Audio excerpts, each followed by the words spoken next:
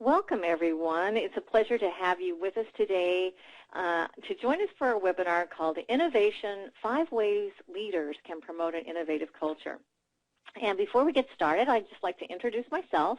My name is Susan Cullen, and I'm president of Quantum Learning Solutions. And for the last 20 years, we've really been working with leaders who are wanting to provide very innovative corporate cultures within their organizations. And we tend to work as trusted partners with our clients. We go very deep into their companies and get to know them well.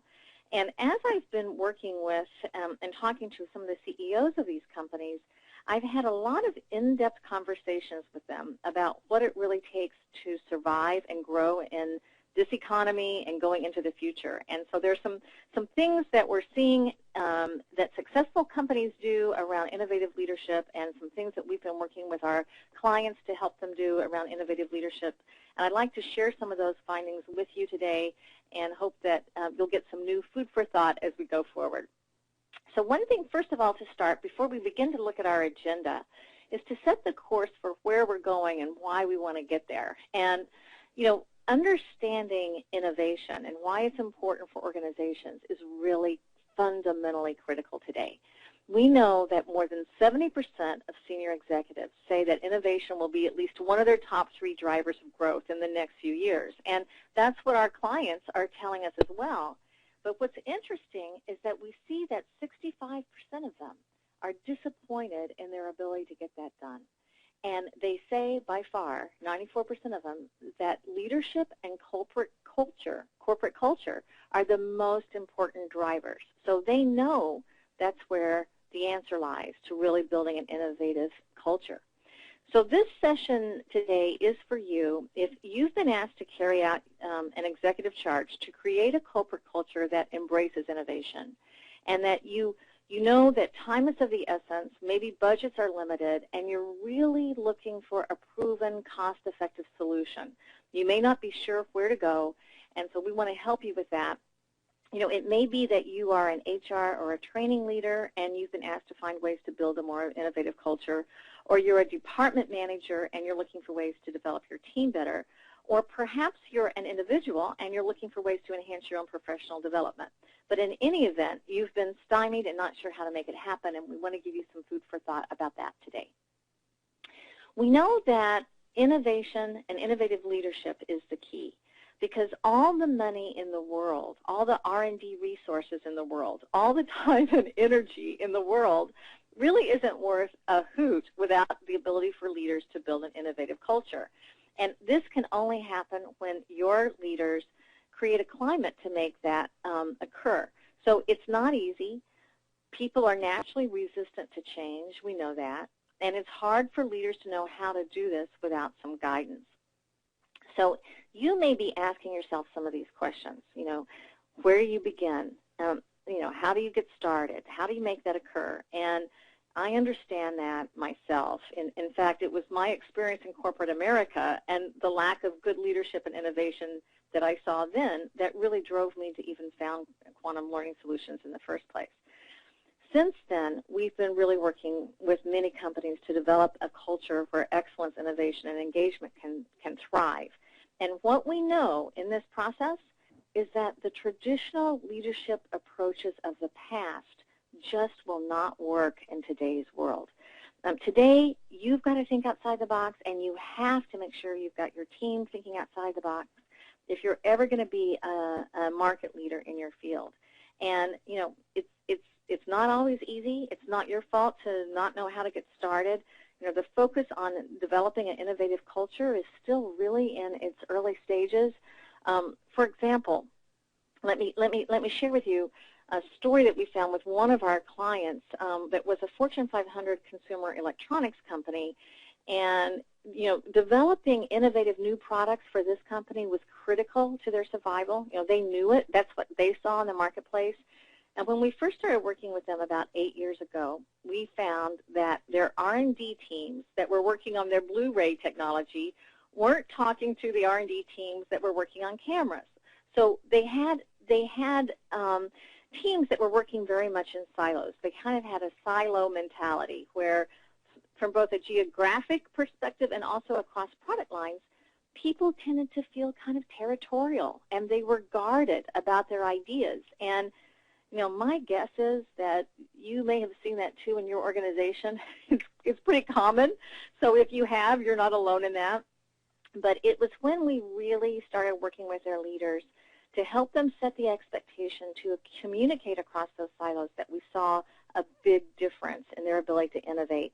And they found additional technologies they could use internally, their own internal wikis they could use internally, their own meetings where they had cross-functional teams joining them. And, back then, 8 years ago, we didn't necessarily call this innovative leadership, but that was exactly what we were doing back then. And it's the same type of thing that we do for our clients now. So with that thought in mind, here's our agenda for this session and what we really want to make sure that we get to today, and why, now that we've talked about why it's important. We want to look at the importance of the leader's role. And if you're going to develop an innovative culture, you have to start with a leader. And then we'll look at 5 very specific leadership skills for encouraging innovation that your leaders can utilize, and give you some specific steps for how do you build the vision of having an innovative culture. And then at the end, we'll provide some additional resources for you and kind of summarize everything. I am making a commitment that I will give you the best and the most I can in this hour that we have together.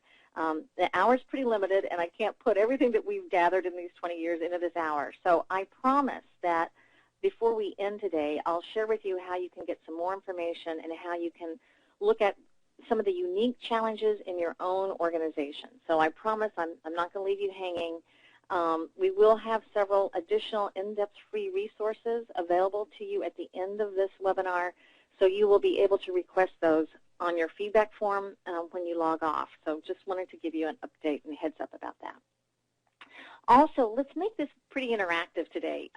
We'd like to encourage your participation, and there will be several ways that we can communicate. One way is hand raising. So I just want to show you, those of you who may not have seen this before, if you look at the attendee list by your name, there's a place where you'll see a hand, and you can raise your hand. Thank you, Alexandria. I see it. You can raise your hand there.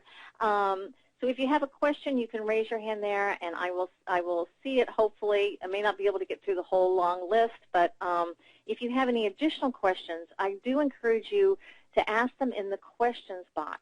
And Kathy Dorse from our office is standing by, and she can respond to a lot of those questions, and so she'll get back to you right away with many of those. If there are some questions that we don't have time to get to today, we will respond by email to you, and we will get back in touch. So feel free to send us your questions and your thoughts. Also, we'll have several polling questions that will come up on the screen, and so we ask for your participation in that too. So we want to make this as interactive as we possibly can, and we want to make sure that we're answering some of your questions. So let's first of all begin with our first question and begin to talk about why is innovation important to you in your particular organization. So I'm going to send a question over now that asks you to think about why is innovation important to you in your organization. Now, there are a lot of different questions here. Before you select all, please think about the primary reason for you. Instead of just selecting all, is there one that you think applies more or that is more compelling to you than others? So please select that one, even if you think they all apply. But pick the one that you think is probably the most important for you right now, and just use the last one, all of the above, if there's not any one that stands out to you more than the rest. And that's good. It looks like we do have a lot of diverse answers. Okay, I'm going to close the poll now and show you what we came up with. So one of the things you can notice is we've got 45% of you, so almost half, who are saying that you're in an especially competitive industry today. Now, that's not a surprise when we look at what's happening in the market today. And for those of you who chose that first option, this topic is especially important to you, because if you're in a competitive industry, you've got to innovate. 32% are saying we've got to reduce our costs, so you may be looking for new and innovative ways to find some cost-saving measures. 16% are looking to attract new clients. 23% are wanting to provide more to retain the clients you've already got. So I think that's also really important because, in a competitive industry, it's somewhat related to the first one. In a competitive industry, you've got to work even harder to keep those clients that you currently have. So it's kind of interesting to see how that might fit for all of us and how your answers might then really kind of be benchmarked against other people on the webinar today. So with that said then, knowing that the leader's role is important, let's go into looking at why the leader's role is important and what do we know about it, and look at some additional research related to this one too.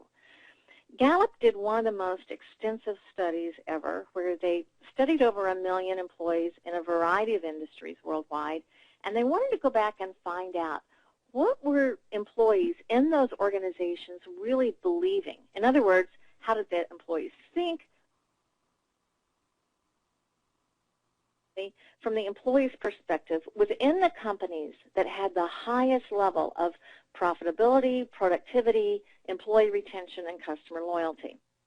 And after it was all said and done, Gallup, over about a 30-year period of time that they did this study, when they pulled it all together, they found one thing that I think was really interesting. They said what becomes clear from this investigation is that while we tend to celebrate great companies, in reality, there are only great managers, and it's on the front line that the hard work of building a stronger workplace gets done. So in other words, what they basically found is that great companies are really developed during the daily one-on-one relationships and interactions that each of your leaders have with their team members. In other words, it's a relationship business. In other words, it's based on what happens in that relationship between the leader and the team member in terms of how engaged they feel, how innovative they're going to be, how much effort they're going to put forward, and how engaged that employee is going to be. And that is all coming from that relationship with their immediate manager or supervisor. Now, what Gallup also found is that higher levels of engagement are strongly related to higher levels of innovation. And we know that this engagement is also directly driven by the immediate manager and supervisor and what they do. So there's a lot to look at there in terms of that one-on-one relationship and the importance of that immediate manager. And what's also interesting is that one recent survey of almost 300 senior executives worldwide in 17 industries found that the greatest challenge to delivering business results today was getting leaders to create a climate for innovation. And that was their number one thing. Now, that was followed by the related challenge of creating an organizational structure that facilitates innovation, and thirdly, by also focusing on innovation in the right places. But what we see from this is that your leaders and your managers have to play a prominent role in establishing a culture of innovation. You've got to get them on board to create the climate and the culture you want. Now, if you're going to do that, there are several qualities your leaders have to have. And we know that there are 4 key leadership qualities they need. Another way to think of this is this may be competencies that your leaders have to encourage innovation. So let's just take a look at this first one. They've first got to understand what your current climate is. So the challenge is that you can't find the solution unless you're clear about where you are and what the climate is that you're dealing with now and where your starting point is. So that's one of the first things they've got to know. How would you assess the engagement level in your organization? Is your climate really actively focused on innovation now, or is it not? Are you kind of really starting to, at the beginning phase of trying to encourage it? So you want to know where you currently are as it relates to innovation. Then your leaders have to have a long-term perspective. Many people may think that 3 years is long-term, but if you're thinking of 3 years as long-term for innovation, it won't work because it takes time to perfect products. It takes time to gain adoption by mainstream users. You just can't stop and start innovation projects. You've got to have a long-term perspective on it, and you've got to support innovation regardless of the company's near-term prospects and what you're focusing on. So that's having a long-term perspective is absolutely essential. Also, your leaders have to have the courage to fail. and learn from failure. Now, we know that risks of innovation are very well recognized, but many leaders aren't willing to be associated with failures. They don't want to do that. And so there's a great deal to be learned by looking at why an innovation failed and what we can learn about it and how can we improve. And leaders are going to set the tone for everybody else's ability to feel comfortable to try something new and challenge the status quo. You know, you're probably all familiar with, you know, Edison's comments about the incandescent light bulb, you know, where he says, I have not failed, I've just found 10,000 ways that it won't work. And that's what innovation is. So you've got to have a climate where it's okay to step out of the box, and leaders set the tone for that. The last one is a deep engagement with the leaders, with the innovators, that the leaders have to have. So innovative leaders have to have an even deeper relationship with their teams than they've ever had in the past. They have to constantly be asking questions. They've got to constantly be probing for problems. They've got to constantly be looking for ways to accelerate projects and ask their team members to step up to the plate with answers to those questions. That those questions aren't coming from the leaders. Again, they're pushing this down, pushing ownership down, and encouraging people to take ownership of a solution to a problem and finding ways to innovate. And so that means in order to do that, we've got to ramp up our focus on engagement to make that happen. Now, when you do, there are some really significant benefits you can expect, because the impact on your employees can really be pretty significant. Think for a minute what it would be like if you had employees who were really actively taking ownership. That's when you see them come to the table with solutions to problems instead of just addressing a problem. And they're not blaming or finger pointing or blaming the market or the economy or anybody else. What also happens is when they take ownership, they're really focused on their top priorities and how that fits into the organization as a whole's top priorities. So that's going to be really key to encourage people to succeed in the future. The second benefit and impact you can expect is that people are going to be willing to go above and beyond what is expected because they're engaged. And they look to expand their sphere of influence when they do that. So instead of just staying within their own area, they might begin to see that in another department or another site, there are ways that they can expand their knowledge base to someone else, and they look to constantly add value. So mainly what you see happen is that they're taking initiative and they're proactive instead of just reactive. And a lot of times in a lot of companies, we see that without a real focused effort on leaders learning how to lead in this way, you have people who are mostly just employees who are mostly just reacting to what they see around them and just trying to pass the buck or pass the ball. Now, the third one is adapting to change, and that's not normally easy for any human being, but it can happen.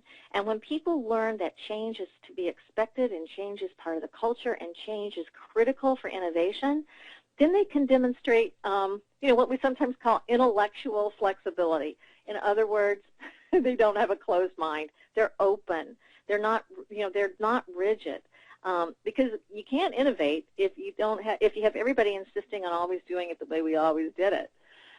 The fourth impact, the fourth benefit is that you will see employees that will share their feedback with other team members and help other team members improve.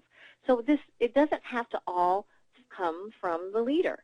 In other words, a team member can add more value when they're helping another team member look at ways to do things better. What happens is they stand up for high standards with everybody because they want to. And it becomes that each of your team members are then recognized as more valuable within the team, and they're someone that other people want to work with.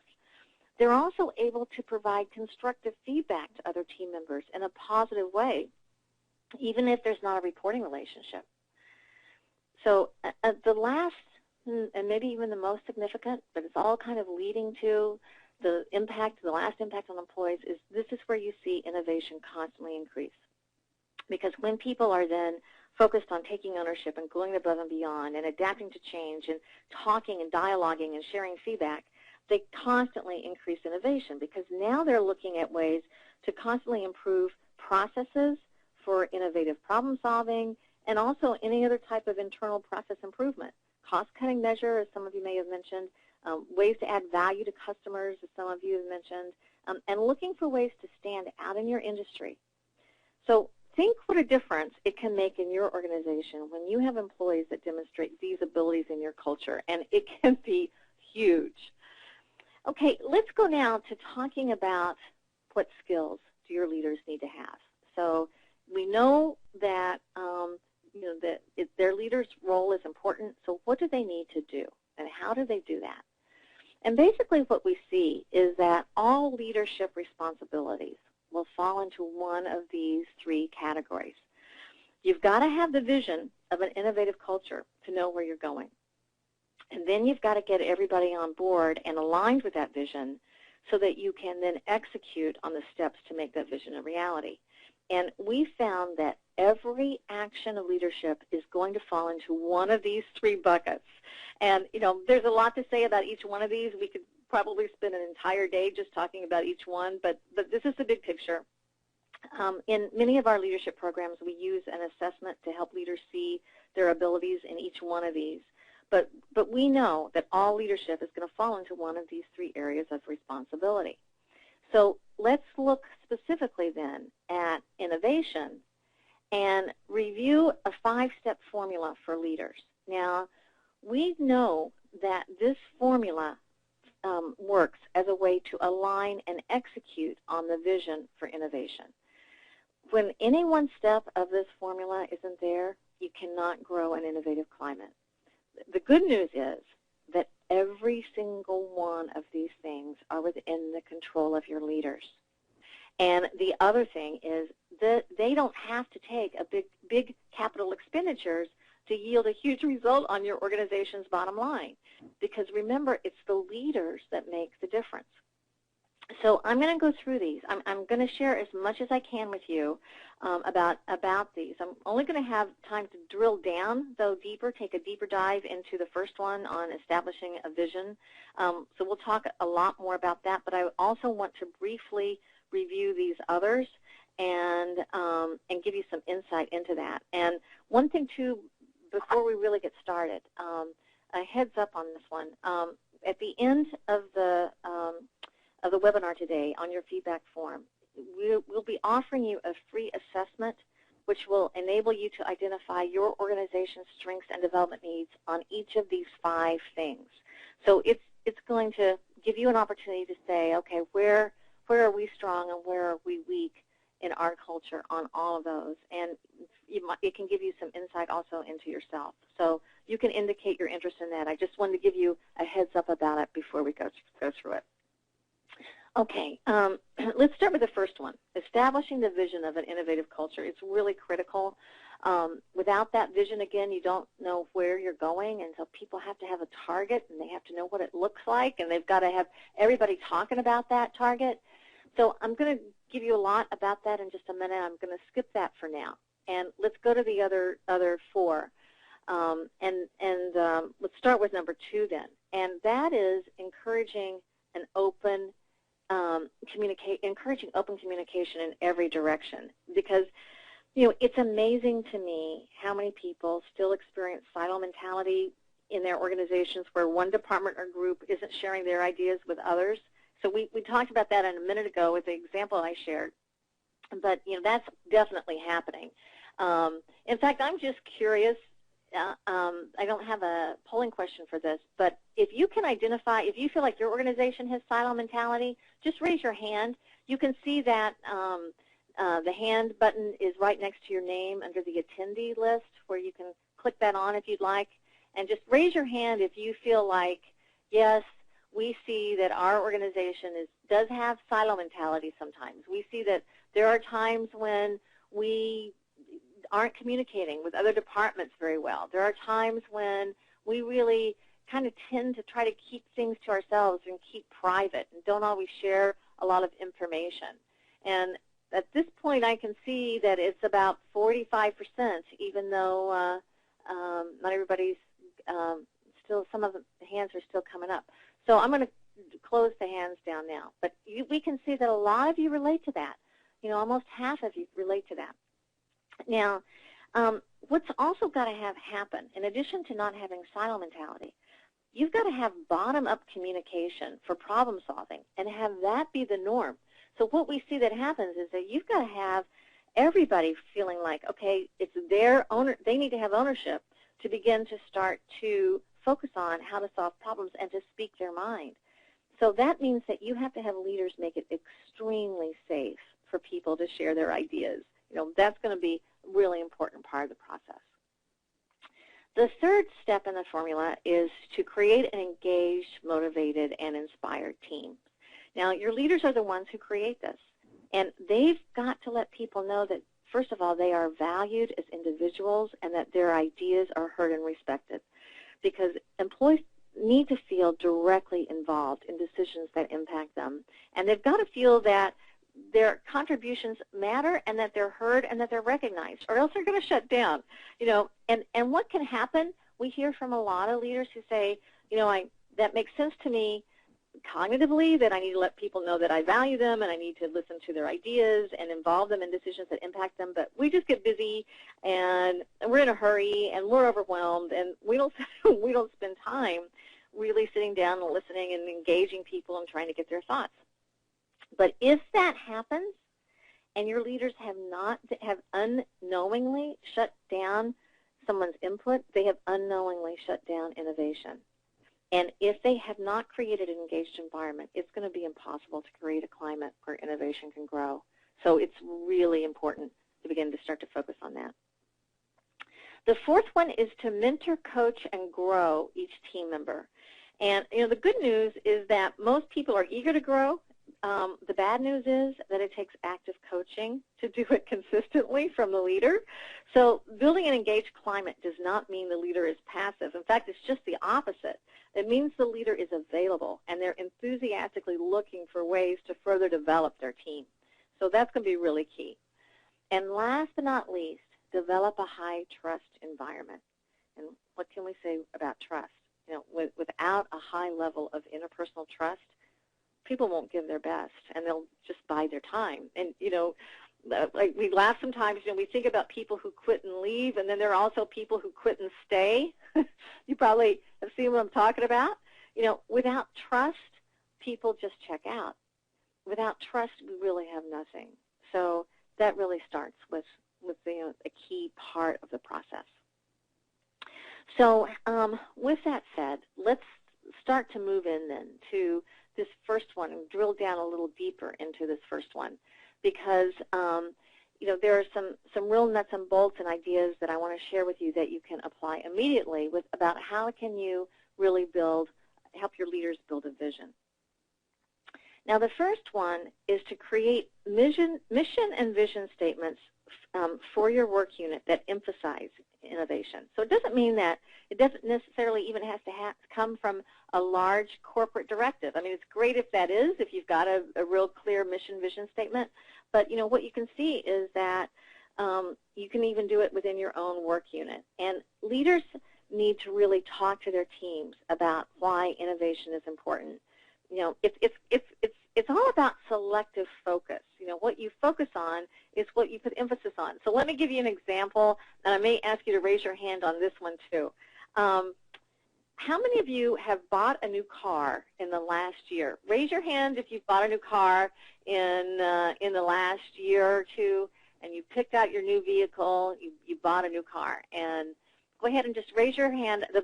Again, the hand raising button is right next to your name. If you look at the attendee list option on the GoToWebinar control panel, there's a place where you can, you'll see a little hand next to your name.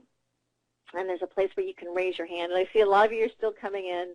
But it looks like we've got about 22% of you that have bought a new car in the last year. I'm going to lower the hands right now.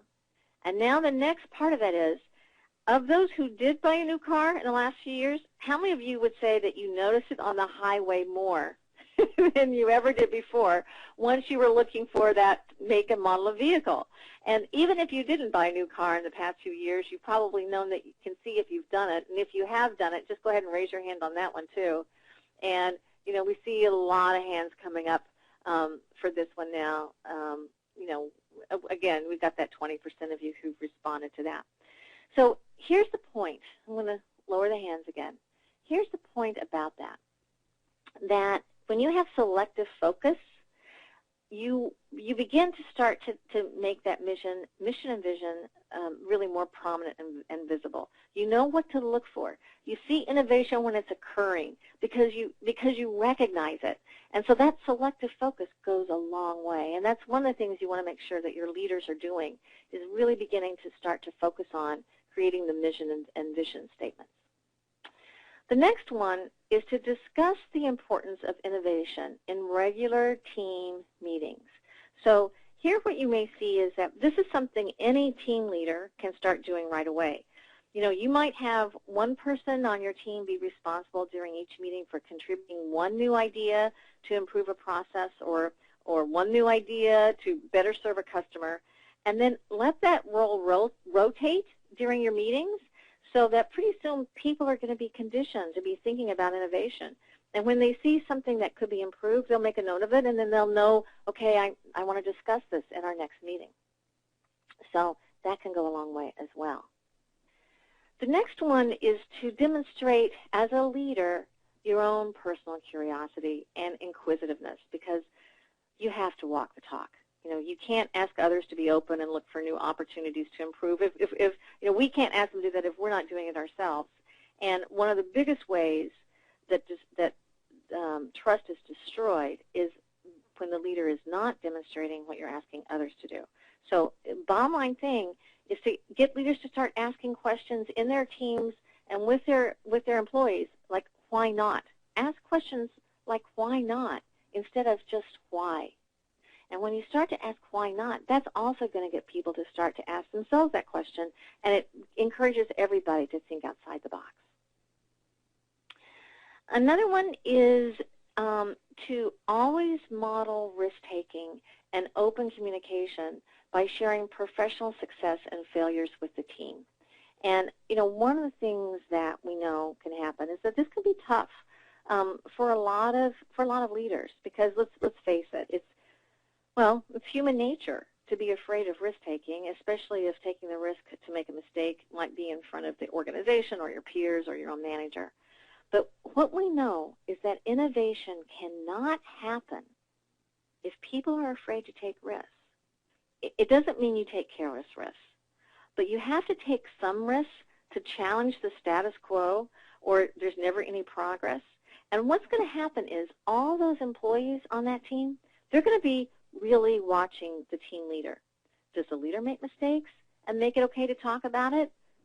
Is it really okay to fail in the attempt to try something new? And that's what they're watching. It goes beyond just the words. It's the leader doing it.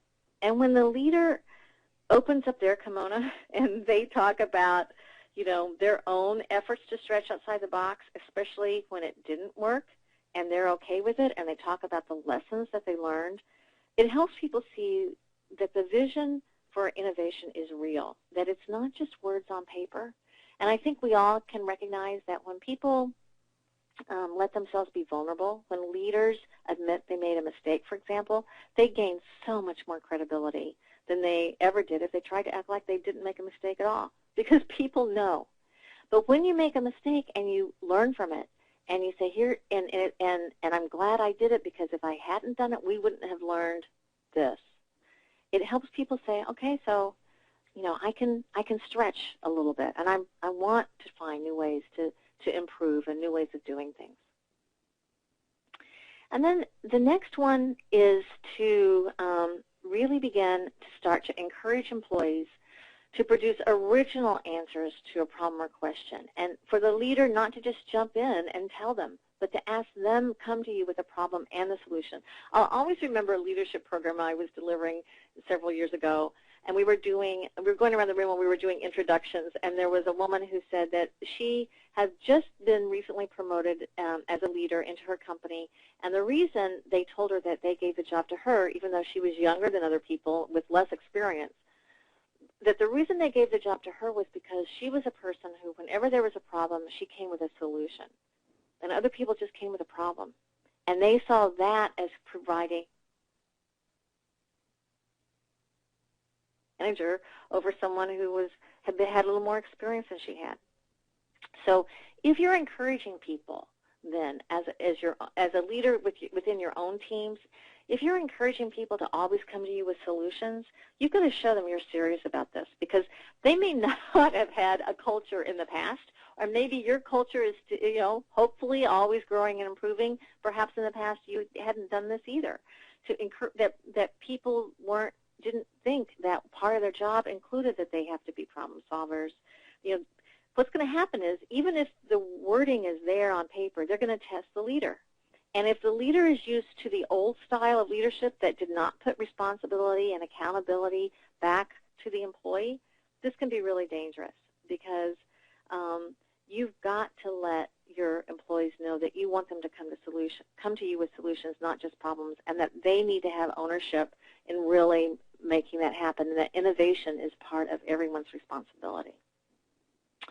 So let's then, and hopefully that gives you some ideas for ways to encourage the vision and letting people know that this is part of what you're really focusing on.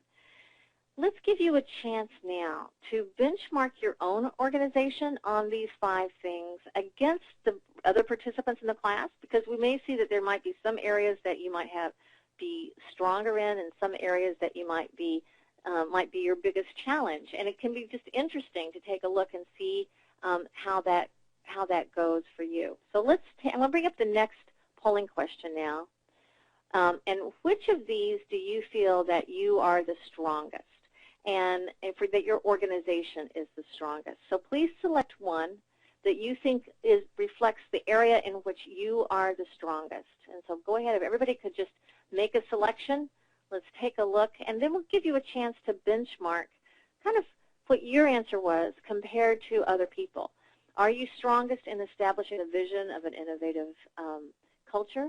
Is you strongest in encouraging open communication? Are you strongest in creating a highly engaged and motivating climate and team? Are you strongest in mentoring and coaching? Or are you strongest in developing and retaining a high level of trust?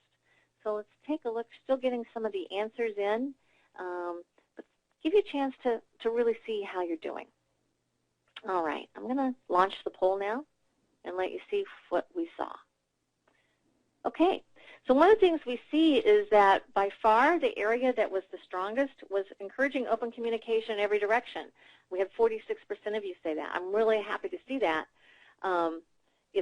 It's really good that almost half of you feel like you don't have too many silos, and you have people communicating with people in other departments, other teams, other locations. It looks like the next one was creating a highly engaged and motivating and inspired team. And we had about 23% of you on that one. Next, 19% was establishing the vision of an innovative culture, followed by 15% mentoring, coaching, and developing, and 12% focused on trust, developing and retaining a high level of trust. Okay, let's go now to the next part of this. Let's go to the next question. And whoops, let me go back here. And where do you think you can improve the most? Now, this is not just the opposite of the last one that we asked. Where do you think you need to improve the most? In which one of those 5 areas?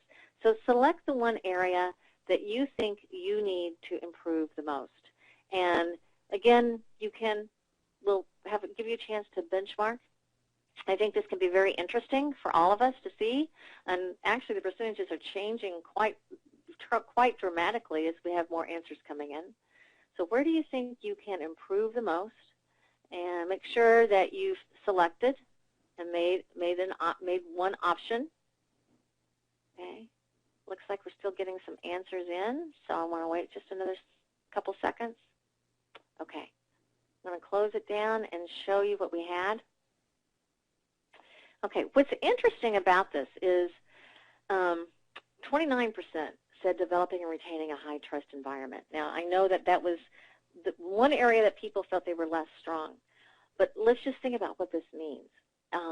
Trust is so fundamental that we begin to start to say, okay, so how do we do that? And what is interesting, and I think we'll have a webinar on this in the future, we have seen that there are trust-building skills that can be taught. that leaders can learn to do that, and that can also come from raising awareness about what those trust skills are. But that's really, really important. So we build this into many of our programs. Also, 21% felt like where they could improve the most was establishing the vision.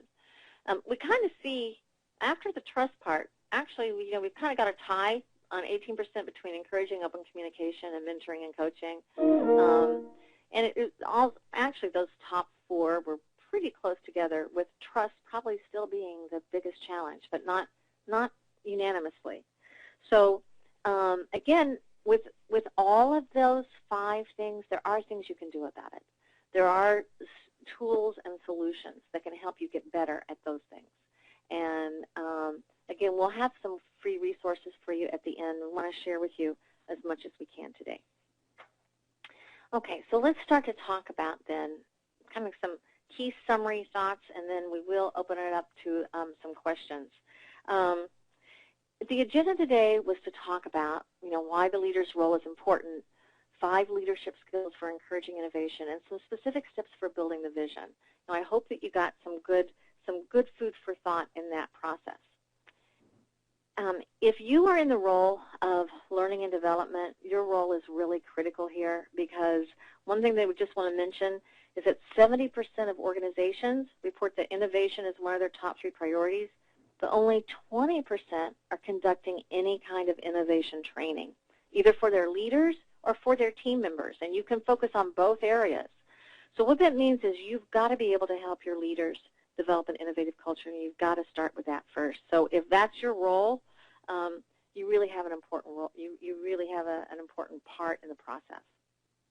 Now, when you log off of the webinar today, you'll see a feedback form pop up automatically, and there's a button where you can request what we're calling an innovative leadership assessment at the end of this. Now, that's going to go through those 5 key steps in the formula for helping leaders create an innovative culture that we talked about, but it's going to drill down to more specifics, and it will help you see for your own organization kind of where you are, and allow you to target where you can have the biggest impact. And we're providing it because it helps you see where you've got to start and what's unique in your culture, because we're not all going to be the same.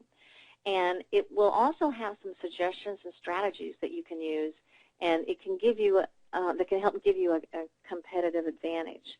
So that's part of the reason that we're doing it. We can also give you some input and feedback on your results if you'd like. Now, when you complete the assessment, you'll also receive a complimentary ebook entitled Innovative Leadership Tips, and this will go into even more additional tips beyond what we discussed today.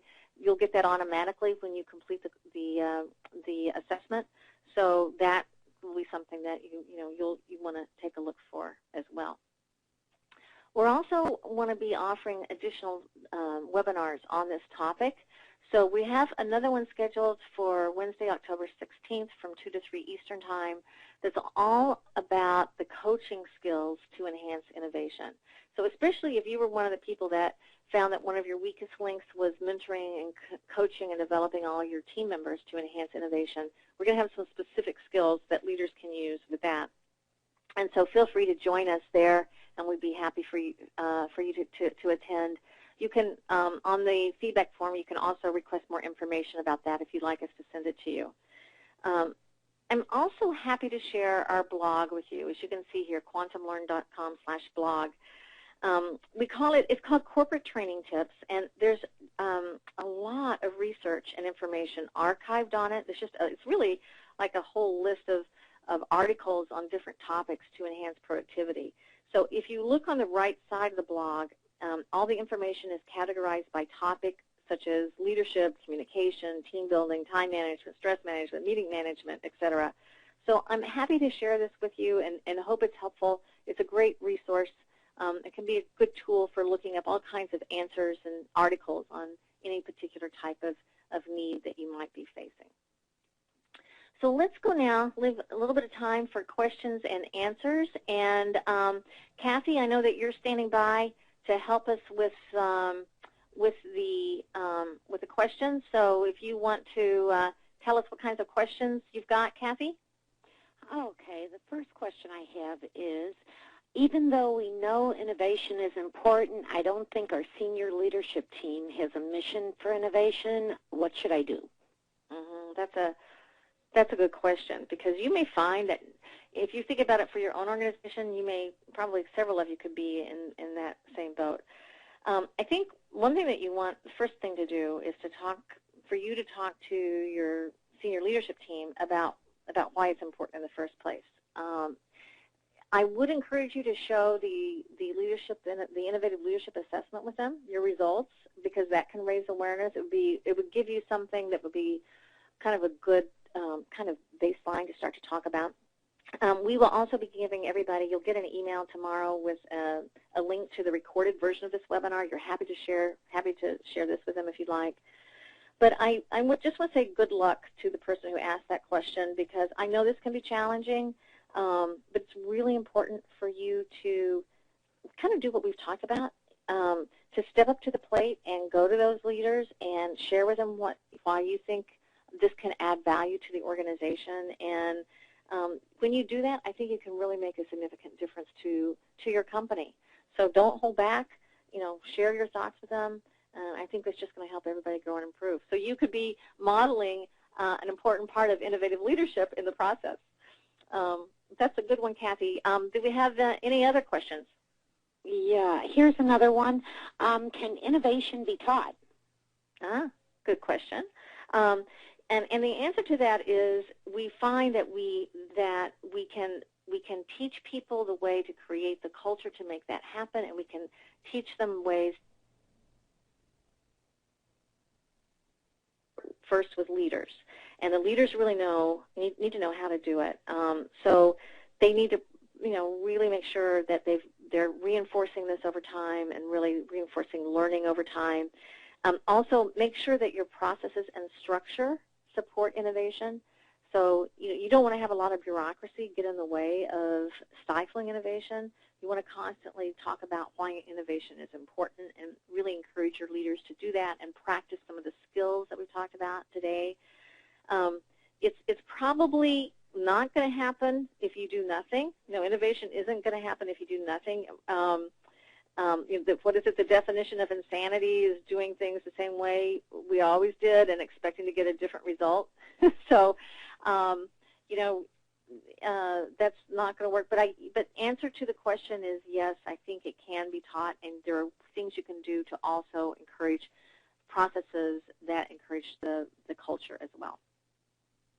Any other questions, Kathy? Yes. Can I encourage innovation on my own if the culture doesn't support it? Okay, that's a good one, and congratulations to whoever is asking that question, because it's really showing that you're taking an innovative, proactive response in the process. But every culture is made up of a lot of individuals. A lot of individual parts make up the whole, and everybody has to start somewhere. So I still encourage you that the innovative leadership assessment would still, even if you're an individual looking for your own leadership development instead of a training leader or HR leader, I still encourage you to take the assessment, because there will still be some good suggestions there, and there are some resources and information that you'll get after you do it that can help you as an individual. So I think that I applaud you for making the effort to really look at what you can do to be an innovative leader in your own organization, and it's everybody working together that can make a difference. But take it to the next step too. This is kind of like the first question, Kathy, where somebody said their senior leadership team didn't have a mission for innovation. I think if people are looking for ways to build a culture and take the first step to start to talk to their own leaders about it and encourage about it, and it's driven from a grassroots initiative, that's really strong. So, yes, do it on your own, encourage it on your own, and you can go a long way. How many other questions do we have, Kathy? Just let me see. I have one more for you. Okay. And it's, I would say we have a silo mentality. How do we change that? Yeah, that's a good one. When we think of silo mentalities, when people get very protective, proprietary about their own world, and they don't want to let other people know what they're doing. It's interesting because in a lot of our leadership classes we have simulations, and it's interesting to see how some team exercises, people don't want to share what they've created. They put up little barricades so nobody else can see them and copy their ideas, and I always laugh when I see that, because it can be human nature, and I have to remind them that we are, one company, and to take those barricades down.